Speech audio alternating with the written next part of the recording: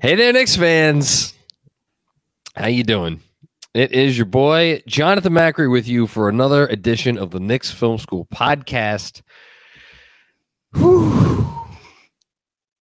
How good does it feel, Jeremy? It feels pretty good right now. Does it not? Feels pretty good. Yeah. Yeah. Not going to lie to you.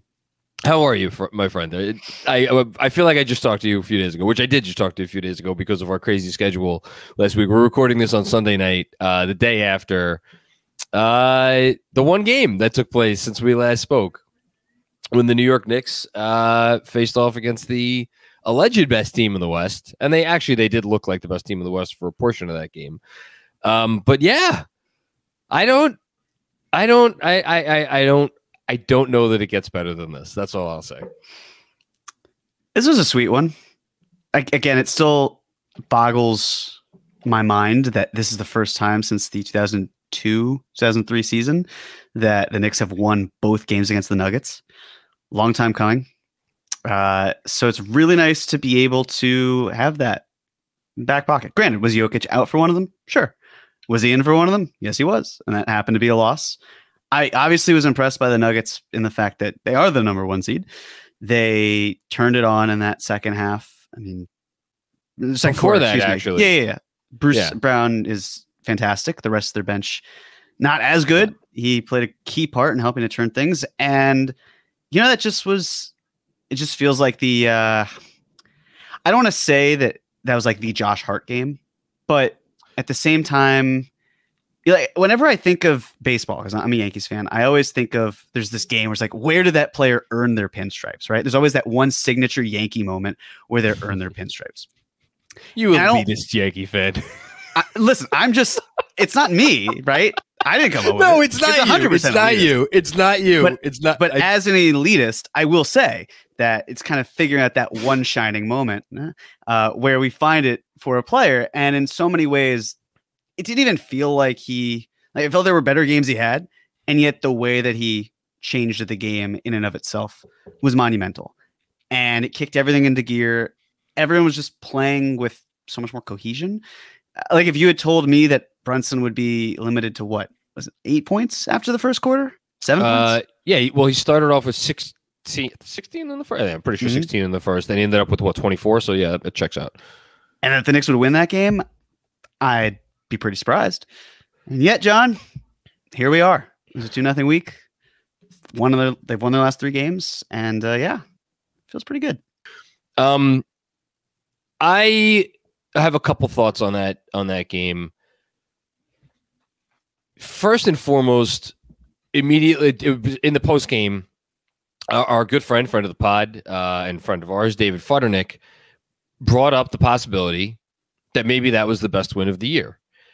And he sent me a follow-up text afterwards because my initial reaction was to push back because I was like, well, wait a minute. Their backs have been up against the wall more. Like, could it be the best win of the year when going into that game? And even, I don't know if you felt differently, even coming down the stretch in the fourth quarter of that game, I was thinking in the back of my head, I'm like, all right, if the Nuggets pull this out because Jokic just does Jokic things, it's like, all right, good comeback, nice effort. We feel good about ourselves going into Minnesota and down the stretch. But I was like, kind of, again, the back of my head, I was like, if we lose it, we lose it. Did you feel differently, or you were kind of on the same page? In terms of favorite win, or just like... No, just that specific emotion of like, if they had lost it, it would not have been the end of the world in the moment. Let me tell you, I was at the Garden last year when the Nuggets obliterated the Knicks in an afternoon weekend game. I'm going to bring that up again in a second. Yeah. So yeah, I could have lived with a close loss, especially if it meant Jokic didn't do what he did the last time, where I think he scored more than 40 points. Well, so you just brought up, so to get to finish the point that I was just making, I struggled with like whether something could be the best win of the season if it wasn't like such a must win. And for different reasons, I think there were other games that, like the Boston game that went to double overtime, the Emmanuel Quickley game, like it would have felt heartbreaking to lose that game after what they did within that game. So that was kind of unique. And then of course you had games like, whether you want to point to the previous Celtics win, or even the previous, the Cavs win. Either of the Cavs wins this season, honestly, should be in contention. Or like the Julius shot with the Miami game. Like, there's lots of contenders. Funny, though, made a good point to me afterwards, and he's like, that was, and you just reminded me of it. That was a team win. Like, that wasn't a Brunson game. I mean, Brunson did good things, and like Randall did good things, and Josh Hart, as you just said, did good things, and RJ Barrett, who we're going to get to in a second, did good things. Mitchell Robinson, we haven't mentioned his name yet, did good. Like, up and down the roster, nobody had a bad game. Hartenstein, big time minutes against Jokic too. Really, up and down the roster, everybody contributed, and they all had to contribute for them to win the game in the way they did. So in that specific way, I think it does deserve mention. You mentioned Nikola Jokic. So for a 13-minute stretch in that game, the Nuggets were on pace for about 180 points from it was middle of the second to like the middle of the third. And it reminded me of some of the Nuggets beatdowns of yesteryear. You mentioned the one at the Garden last year. I looked up the one from the year prior, the We Here season in Denver, when Jokic outscored the Knicks by himself in the first quarter of that game, 24-12, 20-point lead after one. I mean, the game was obviously not competitive at any time after that. I mean, this is a team that has owned us in a serious way. The win earlier this season without Jokic aside. And then the third thing, and I want to throw back to you because you just mentioned the Josh Hart. Like, was this a Josh Hart game? Did he earn his pinstripes? Whatever. My initial reaction in the moment after the game was like you, Josh. I think this is the Josh Hart game. Like, they don't win. Like, when he came in, they had started to turn it around already, but his energy and everything that he did, it was just like, the Nuggets didn't know what to do with it, frankly. And then I've reflected back on it in the last 24 hours, and I'm wondering if maybe this was the RJ Barrett game, which sounds weird to say because, like, we've seen this man score 40 points on multiple occasions. We've seen him have like a game-winning shot against the Celtics. We've seen him have bigger fourth quarter performances, but like top to bottom, the game he went out and played, and again, like you could say this about so many people, they don't win this game without X, but like his ability to score and when they were really struggling to put the ball in the basket in the third quarter, I thought was huge. So I don't know. What are your thoughts on that? Because I know we both go back and forth on RJ, and you kind of, I think, are more towards my side than others, but I don't know. I think I'm tilting more towards your side. And my whole thing with RJ is really just, and this is much more of an off-season discussion in general, but it's not about can he be a good player. It's can he be a good player with the personnel around him, considering that the Knicks are likely to stick with Randall and Brunson and a player like Mitchell Robinson. But that aside, to me, it was not the RJ Barrett game because he's had more defining moments, but it was a testament to what Tibbs has been working with him on doing, where it's taking fewer floaters, as Fred Katz talked about. Right? I think he was tremendous on the inside, finishing at the rim. Like his best trait is going downhill, and it's really just focusing on the finishing. So if he can keep carving up a defense and penetrating and getting that flexibility, especially opening things up, then that's a key factor. And when he's taking higher percentage shots, that only helps him and the team. So I can't go there. I can see why you would, but it still was. It feels like it's a different RJ that we're working with, which is important. They need him, and it does go, I think, to the larger discussion about. And this is, I think, the big picture thing. Well, the big picture thing coming out of this game is, it seems. I mean, I should go find a piece of wood to knock on. That might be made of wood. Hold on. Knock on my lamp here. Knocking on the floor. This is wood legs. Yeah. Oh, wait. Yeah. Here we go. There we go. Just knocked on my floor. It seems like Brunson. It seems like Brunson came out of this one healthy, which should be the leading storyline, and that he's feeling no ill effects, and that's obviously good. But other than that, like big picture wise, I think we can now, we have not gotten ahead of ourselves too much at any point in time this season. After this win, this was the first time I felt like, and we're going to talk about maybe some of the other things that happened today. And hope you don't mind. I have the old second screen on, and I'm looking at Detroit Pistons 71, Miami Heat 64. Again, yeah, 3:30 left in the third quarter. I'll continue to update you on that. But like, this was the first moment where I'm like, okay, maybe like I don't even want to say it out loud. After this win, it kind of felt like, okay, the playoffs are. I don't want to say it. I can't even say it. Like, then don't say I'm not going to say it. But I felt a certain type of way about how secure I felt. The what would happen after what was the season end, April 9th, like would be. And Nets lost today, which was nice to the aforementioned Nuggets as today, Sunday, as we're recording this. So like, and then that RJ game. I don't know. Like, if he's going to play like that, and Brunson's going to play like Brunson could play, and Randall's going to play like Randall could play, and Mitch is going to play like Mitch played, and then you got Hart, and quickly didn't even have a good game. Quickly, he couldn't hit the far side of a barn. Man, it's easy to get notions. Is it not? I mean, it is, right? Especially because there's a point when the Nuggets were up by, their max was 16, but it's somewhere in that third quarter where my mind went to was, look, Knicks are a really strong team.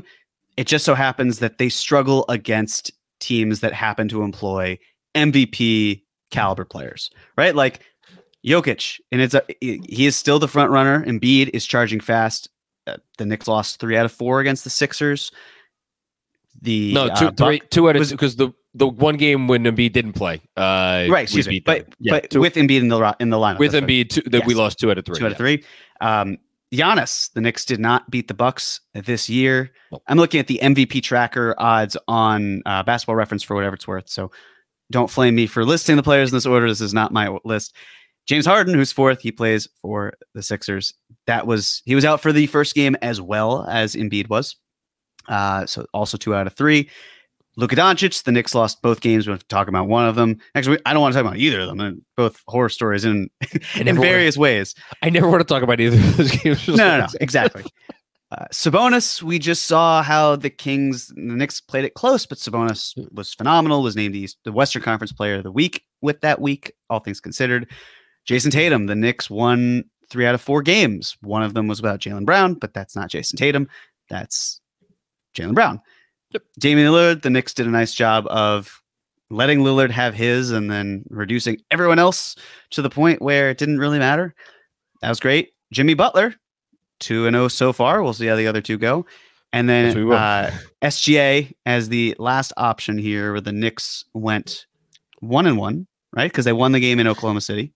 Yes, they won, and then we were at 145 points at the Garden earlier in the season. All that being said, to me, it would have just been for the guys who are really in the top part of that, chalk it up as just inferior competition. But that's not the case. The Knicks have found a way to beat up on teams the way it's like, yeah, you might win. We're going to make it really hard for you to do that. Yes. And that's the important thing. That's why Tim Legler was even saying, this team might not go that far, but they're going to make it really hard for you to keep going. And they're going to wear you out to the point where you may not have the stamina moving forward because look at what you just had to deal with. And that's perfectly fine with where the Knicks are at. A team that has stars, multiple, no superstars, and is still looking to build on the talent and the assets that they have. It's fine by me. They don't have a superstar. I'm not going to push back on that, but like, there are moments where Jalen Brunson just makes me ask that question to myself again. That's all. And he didn't even have a superstar game, against the Nuggets, but man, dude's in his 5th year. I know he's a little older for a 5th year player because he went to college for a longer period of time and didn't, I guess, what was he, 21 or 22 when he entered the league? Whatever. He's getting better every year. And he added significant parts to his game this season, the more pull-up threes and the whole thing. I don't know. Lowercase superstar with a lowercase s. How about that's that? Fair. Yeah. He's moving up the ladder. Let's just say that. Last thing, and then we'll move on. You mentioned what Legler said, and I agree with you that like the Knicks are going to make you beat them, or however way you want to phrase it. Could the Knicks beat any other team in a playoff series potentially if a few things go their way? Like, yeah, I think that's where I'm at this point with this team, where it's like I'm not going to rule them out or count them out just because they are facing this team or that team. Will I not feel great about certain matchups? No, but they've earned that level of trust from me. The tough part, and the other thing that I've been thinking about today is, I think, and the net ratings on the year don't really reflect this, because there are 3 Western Conference teams with better net ratings than the Knicks. The Kings by 0.1 points per 100 possessions, the Nuggets by 1 point per 100 possessions, and then the Grizzlies still have a good net rating, even though the second half of their season has not exactly gone according to plan. They're at 4.0, and I should say the Knicks are at 2.7.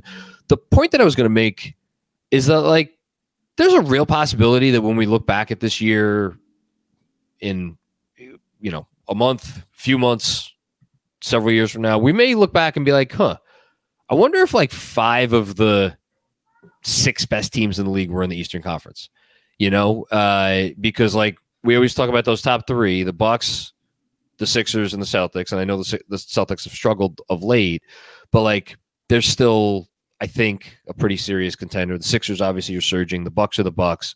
And the Cavs, lo and behold, you look up what team has the best net rating in the entire league? Cleveland Cavaliers, and then there are the Knicks. So it might be one of those years where you have a really good team. I think the Knicks, we could say, are a really good team. And it could be the wrong conference at the wrong time, if they don't advance in the playoffs. But like, yeah, that's just something else I was thinking as because we faced off against a Western Conference team. Yeah, this would be, of course, as you're saying, the one season where the Knicks are surging ahead. They're playing in this. The way that I reckon with this is there are teams that are further down in the standings that could certainly jump up, and that's, we'll see as that happens. But when you look ahead at the teams in the East, the Bucks, yes, they are going to be elite as long as Giannis Antetokounmpo is in his prime, which I expect to be a while. They're also dealing with Drew Holiday being on the older side in the after 2 to 3 years. Chris Middleton, after 2 to 3 years, what is he looking like? Free agent. They're designed, right? He's a free agent now. I would expect them to max him because they have that ability. But with that said, like, their window is the next 2 to 3 years. The Sixers, I'd argue the same thing. Their window is the next 2 to 3 years. Obviously, a lot of that depends on what James Harden does. But assuming he stays, that is their window. The Celtics, I think their window is wide open. And yet, I don't know if you read any of the Jalen Brown. Oh, I did. My takeaway was not he's gone. No, that would be reading into it. But I think that there is an element to it where Jalen Brown to me feels like a very individual thinker on a lot of different things. I think that, and this is what I always say, I am no longer in the position where I can make professional and personal decisions for these players in the sense of like, I can't get inside their minds, be like, yeah, that was rational. Because what I think is rational and what the ones who are in that position think are rational, it's a totally different conversation. So all it takes is someone like Jalen Brown to say, I really don't want to play here anymore. I don't want to be in Boston. I don't care as much about the money in terms of a 5-year max versus a 4-year max and the percentages. And then what does that do? Jason Tatum? I don't know, but they're built for a while until further notice. That's important for them. That's good. But we've seen they can be beaten. They are beatable, at least more in the regular season and in the finals if you have the Warriors. Yeah. The Cavs, they are certainly a very good young team. Believe in Evan Mobley taking the next step defensively. Have to see about the offense.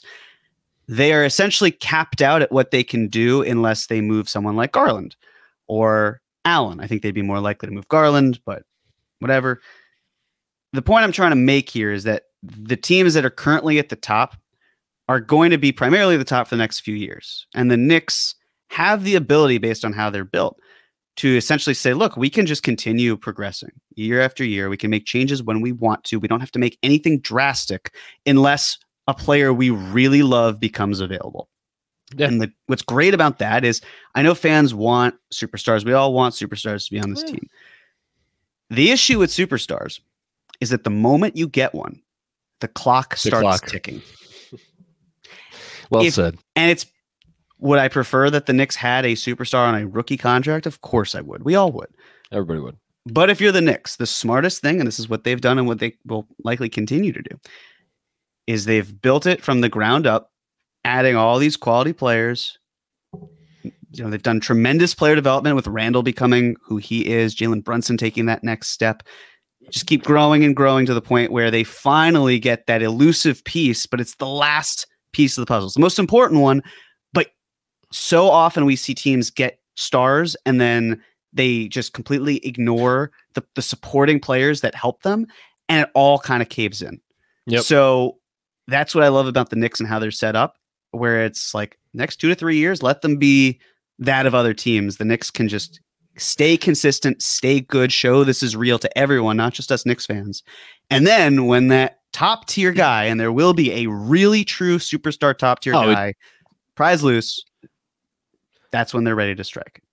Doesn't mean they'll do nothing until then, by the way. But yeah, no, where they're going. Well, so 3 things. One, investing some draft capital and or some young player or players into an upgrade for a non-superstar does not that can be an incremental move that leads to the superstar, because no one's saying you then cannot flip that player, you know, somewhere down the line. That's number one.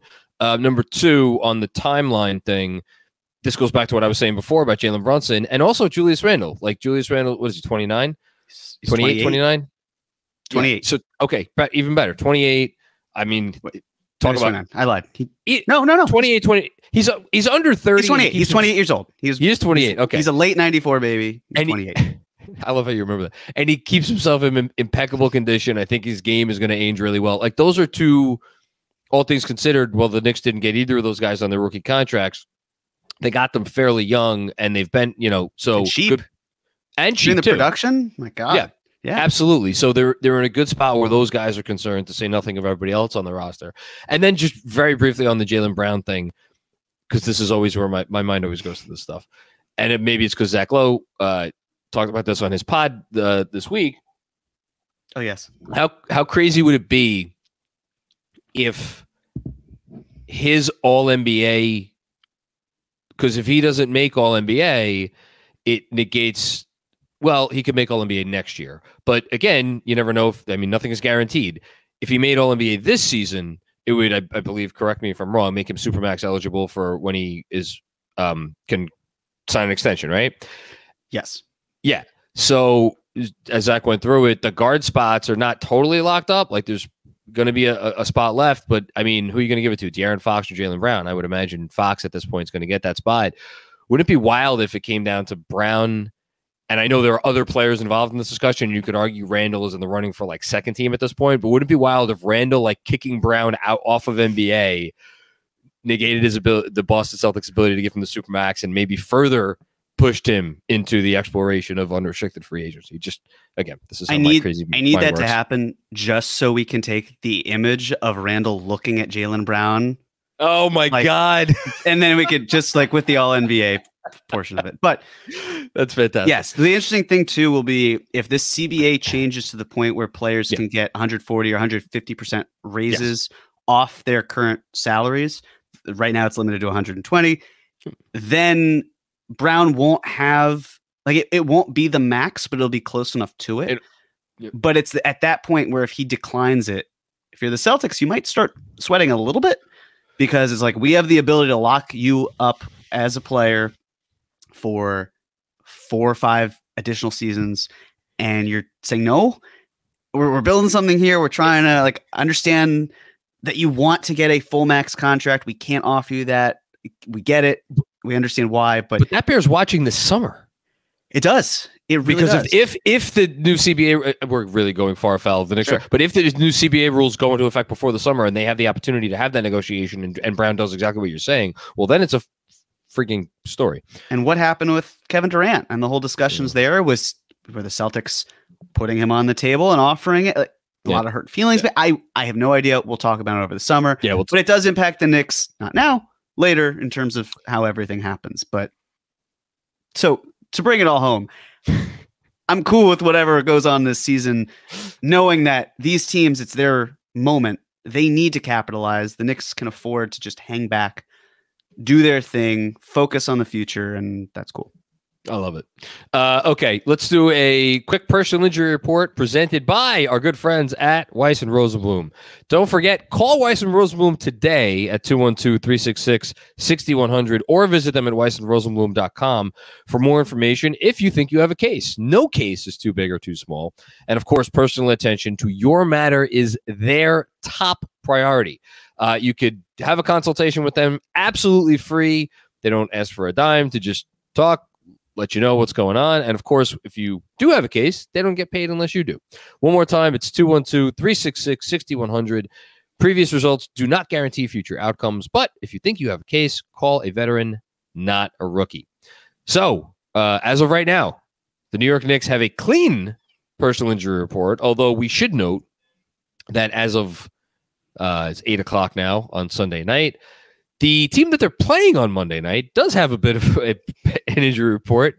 Anthony Edwards looked like he was going to be out for a while. He's now listed as questionable. I think he was in a walking boot yesterday because he had suffered a sprained ankle on, when was that game? The last game that they played when they lost to the Bulls. So we'll see. He's questionable. Gobert is questionable. Naz Reid is questionable. If both Gobert and Reid can't go, I don't know who. Karl Anthony Towns is out. Well, we should probably leave it that Towns is still out. Do they have a fourth string big? I don't really know who that is. But it's not going to be a great situation. Either way, I will say beware of the trap game if you're the Knicks.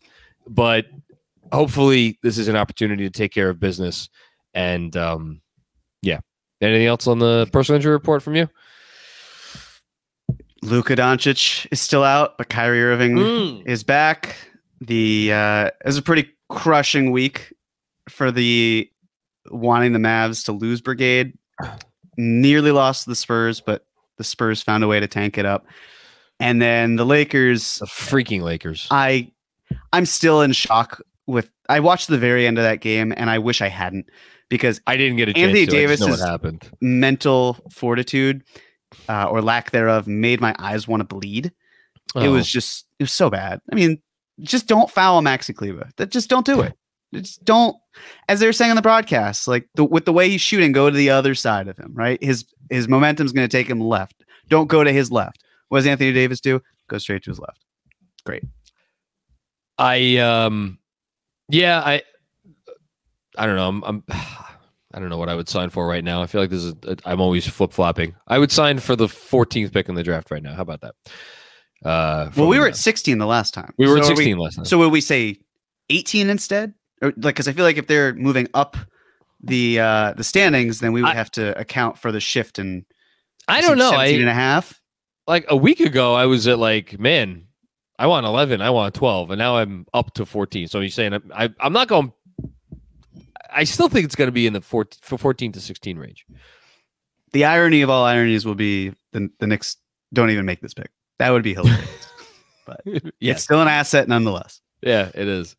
Okay. Do we have to do this segment? I think it's actually the most important segment. Oh, is it? In fact, we should have led with it, but we didn't.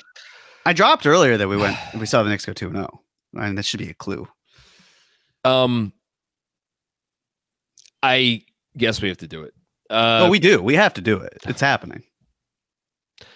Predictions.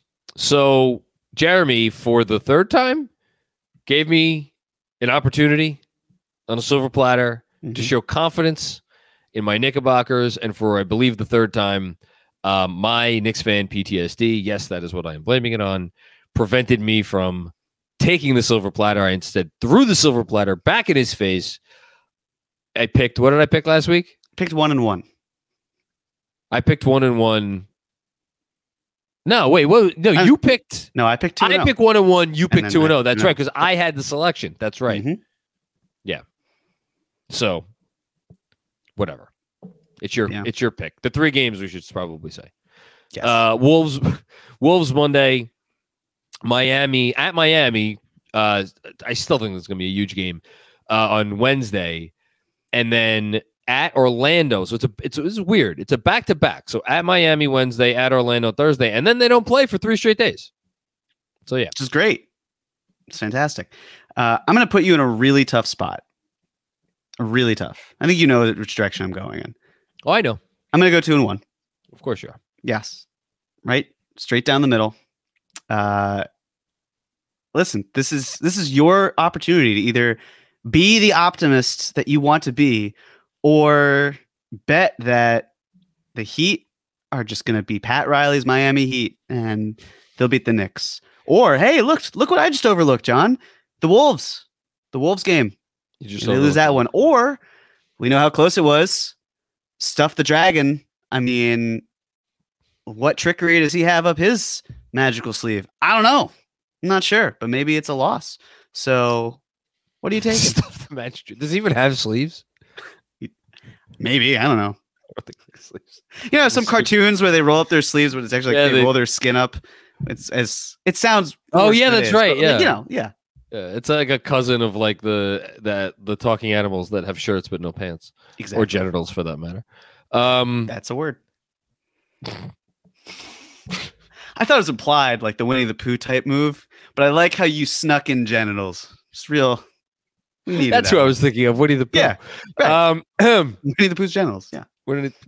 See, I didn't say that. Well, come on. So here's you want you prompted it. You want to know? Okay, here's what I'm gonna do. The obvious thing for me to do is go 3-0. Right? I've thrown it back. Now here's the time. I'm not going to throw it back. I'm going to rescue my season. The Knicks are going to win all 3 games. Here's the problem. If I go 3-0 and they go 1-2, I'm going to feel responsible. I'm going to feel responsible that I have put bad karma or like I've done. It's like it's not bad karma, but it's like trying to mush it. Yeah, exactly. Yeah. So like, you know, when you're watching a game at home and you don't want to move because like the good things are happening and then you go up to get a drink and then all of a sudden like bad things start happening in the game and you are convinced that you getting up to get a drink is the reason that bad things start happening in the game. I'm not going to get up. I'm not going to get a drink, especially since I already have a drink. I'm going to go 1-2. That's what I'm going to do. I appreciate your sacrifice for many reasons. And listen, here's the thing. It's no skin off my back. I'm happy to end the season with a tie. I don't play to tie, I play to win, but I would be okay with tying with you. So if that's the case, because I've secured it. But if you win, then you win the week. I'm sure you won't feel great about it, but you'll be okay. Well, that's the thing. I won't feel great about it. I want to lose. Let me be very clear. I want to lose. I will be thrilled if I lose, because if I lose, that means they will have gone at least 2-1. And then next week, we will be sitting here and talking about like who, the victory parade? What? My victory parade? You might be talking about. You going to carry me down the Canyon of Heroes? No. Okay.